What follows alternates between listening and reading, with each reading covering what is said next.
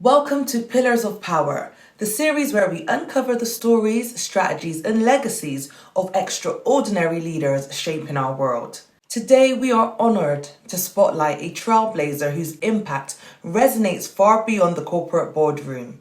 Michelle Carter, Executive Vice President of Services Business Development for North America at Mastercard, is a visionary leader, redefining innovation and strategy in one of the world's most influential organizations. With a career marked by groundbreaking achievements and relentless drive for excellence, Michelle has not only navigated the complexities of global business, but has become a beacon of inspiration for aspiring leaders everywhere.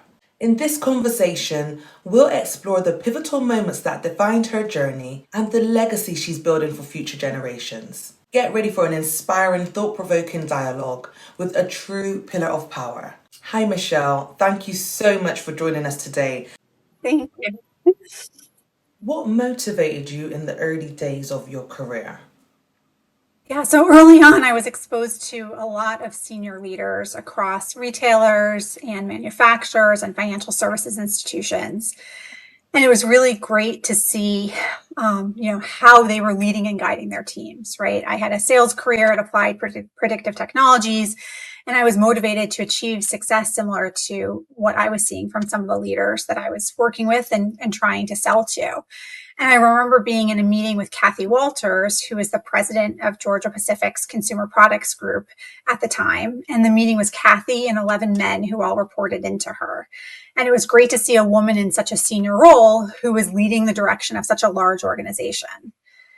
As I think of key moments that kind of validated my journey, it wasn't always the big milestones of promotions or raises or big deal wins. There were also smaller but important steps. When you're early on in your career in sales, you often wonder how strong the relationships are that you're making with prospects. I remember being at the Chicago O'Hare Airport, and Joe Cavalier, who at the time was president of customer development at Unilever, called over to me to say hello. And he could have easily just walked the other way, but instead he specifically called out to me. And that really validated that I wasn't just, some bothersome sales rep. Right. So again, it's not only the big milestones, I think, but the smaller ones that you achieve can be, equally important. You mentioned seeing Kathy Walters leading a team back then. That must have been unusual. I think about the last 20 years, in terms of female leaders and how many more female leaders have come to be. It's certainly changed, over time, right? If I look at my own leadership team today, I have 4 senior vice presidents. 2 of them are women. And then of the 43 vice presidents that are on my team, 40% of them are women, right? And so that's something that's always been very important to me, is really ensuring that when we're looking at talent, we're consistently ensuring that women have, really strong representation. But no, I don't believe necessarily, if you look at the corporate world 15, 20 years ago, that necessarily that representation, was there as much. So it's been great to see how we've evolved, over time. On your journey to business success, you will make mistakes. And I'm sure there's been moments in your career when you felt, oh, I shouldn't have done that. How do you overcome those moments? Yeah, I think it's really about, just thinking through what are you learning from any time where you feel that maybe you've stepped in a different direction than you could have, right? And so I think learning from losses is so important. And I really preach that to my team a lot.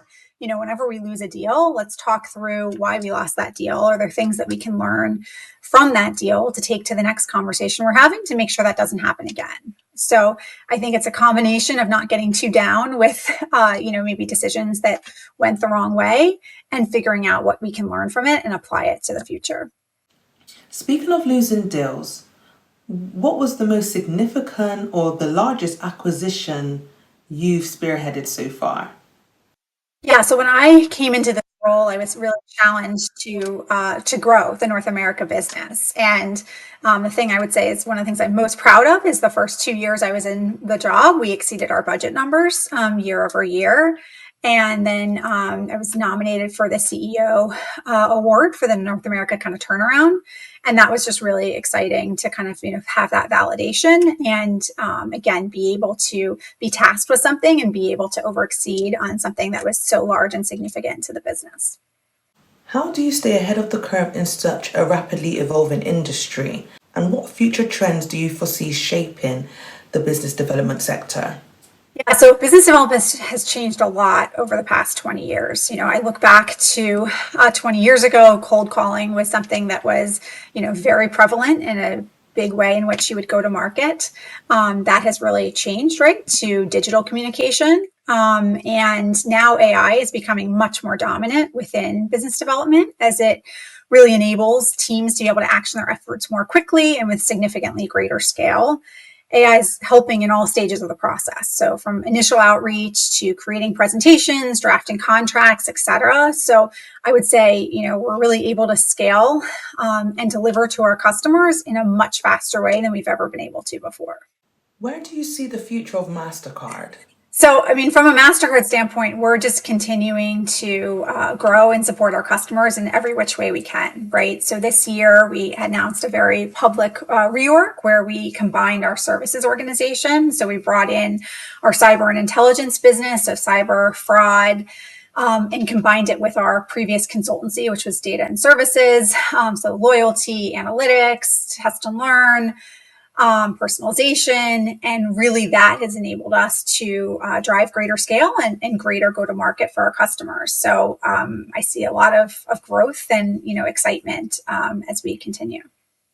You lead a large team, and large teams doesn't come without its obstacles. How do you navigate the management of challenging staff members? Yeah, so I think there's always a saying, more people, more problems element to what you were kind of talking about, right? But I think it's much more about ensuring that everybody has the support system within your team that's needed, right? So the way in which my team is structured is it's kind of layers of management, right? So that each individual seller has their support system of managers that can help guide them and ensure that they can get to that next level, achieve their goals, and so forth. I think when you have situations where there's not enough support for individual team members, that's where there are more challenges, right? But as long as each individual team member feels supported and feels like they know who to go to when they have questions or they need help on something, I think that really enables a team to operate on the best way possible, right? And so there's this element of, does a manager truly know how to be a manager? Do they know how to coach their teams? Are they giving them that support system, or are they just letting them kind of go out on their own? And in that case, I think you run into some more challenges. Can you share a mindset shift or personal habit that has had the biggest impact on your career success? Yeah, I would say collaboration is the biggest element, right? I work in a 35,000 person organization. We don't win alone. We win together, and we win partnering across teams. Similar to if I'm working with a customer, we're not going to get the customer the result they want without getting significant input from them about what they're looking for, right? So I think it's just incredibly important to always think about, how can I collaborate better in this particular instance to ensure that I'm bringing in all the right, smart brain trust to come up with whatever the next action plan is. You work in such a competitive field. What strategies or methods do you use to succeed? Yeah, I just have a mindset and personality of I can always do more, right? I can always push myself to do more. I can always think through new innovative ways to bring scale to the business. And that's really, I think, what motivates me. And to your point, making sure that you do have those times, make sure that you do set time for PTO. I took a nice vacation over the holidays back in December, which was nice to take a step back. I really always feel like that week between Christmas and New Year's is probably one of the quietest, if not the quietest week in the year, right? And that's just a really nice time to be able to be away from the screen and so forth. I would love to be able to actually do what I hear is really productive for sleeping, which is, I think it's 2 hours before you go to bed, stop doing work, and 1 hour before you go to bed, stop looking at screens. I don't think I've done that once yet, but I do plan to try to do that a bit because sleeping is really important. And if that helps, it just, re-energizes you for the next day.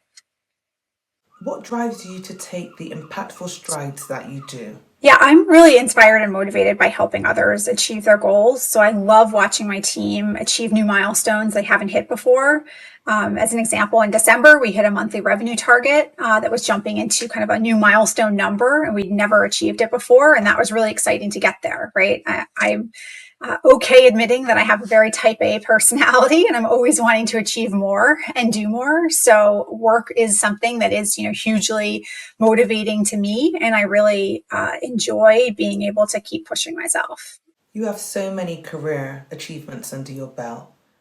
Do you believe you've achieved everything that you've wanted to so far? Personally, I tend to get restless. I'm like, I cannot rest until I've completed my goals, and one goal leads to another and you get a taste of success and you just want more and more. Yeah, I think that's one of the challenges with sales. There's always more to be done, right? It's not a job or an opportunity that ends on any day, right? And when the year ends, the next year starts, right? So we always have a number to hit. We always have more that we can do. So, it's important obviously to think through and have a work-life balance and realize when you need to take a step back or pause. I really try to, make sure my team understands, take breaks when you need to take breaks.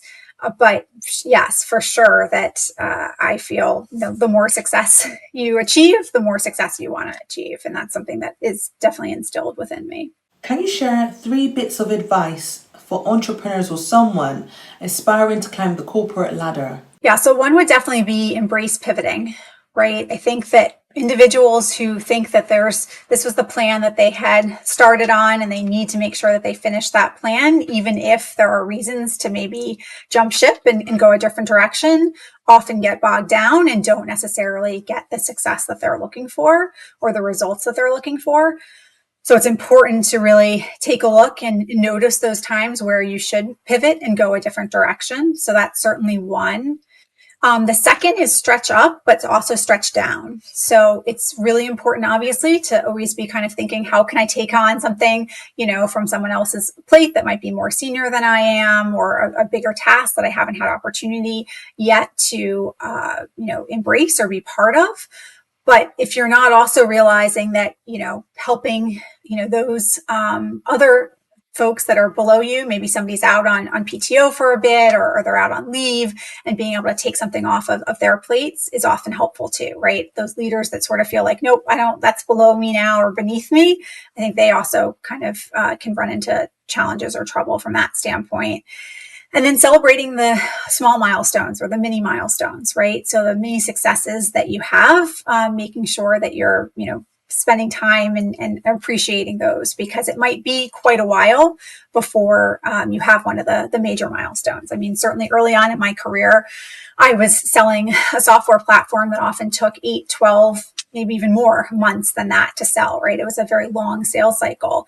And if we were only celebrating the wins once we got that contract after 8 months or 12 months or longer, it would be really hard to motivate folks, right? But instead, if you're celebrating some of the mini milestones on the way there, it becomes, a lot more pleasant of a work experience. You're right, success is a never-ending cycle and you have to celebrate your milestones. So Michelle, when it's all said and done, how do you want to be remembered? What would you like your legacy to be? Yeah, so I'd sort of say 4 words. One, inspirational, second being collaborative, the third being innovative, and the fourth being driven. I really hope that people see me as someone that leads through the fact that the sum is better than the individual parts, i.e. working across teams doubles and triples our success and impact. As I shared earlier in our discussion, we don't win alone, right? And so that collaborative spirit is so important, and making sure that the sum of those parts and the partnership is really, multiplying the impact is so important. Lastly, what is your pillar of power message for the future generations? So I would say, find out what makes you happy and fulfilled. And if you don't feel either in a job, please pivot, right? And work to find something that meets at least one of those criteria. we are working for a lot of years, right? Most people are working for 40, 50 years. And so to be in a situation where you don't feel either happy or fulfilled or both is not great, right? So I think there are many different careers out there, and especially to your point, 100 years from now, there are going to be many careers that we haven't even, begun to think of at this point in time. And we're always evolving, how we interact. And so there's a lot of really great opportunity. Find it, and don't stay in something that doesn't, you don't feel fulfilled or you're not feeling rewarded in. Find something else.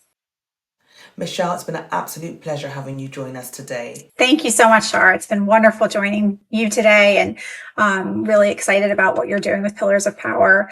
Really awesome opportunity to be here today. So thank you. Well, there we have it, viewers. This has been an incredible and inspirational conversation with the amazing Michelle Carter, Executive Vice President of Services Business Development in North America for Mastercard. I know there's been some amazing nuggets of wisdom and insights in that conversation. You are locked into Pillars of Power, exclusive to Mogul magazine, with your host Shar. Thank you all for watching. Don't forget to share this with a friend, hit the like and subscribe button, and I look forward to you all tuning in the next episode. Thanks for watching.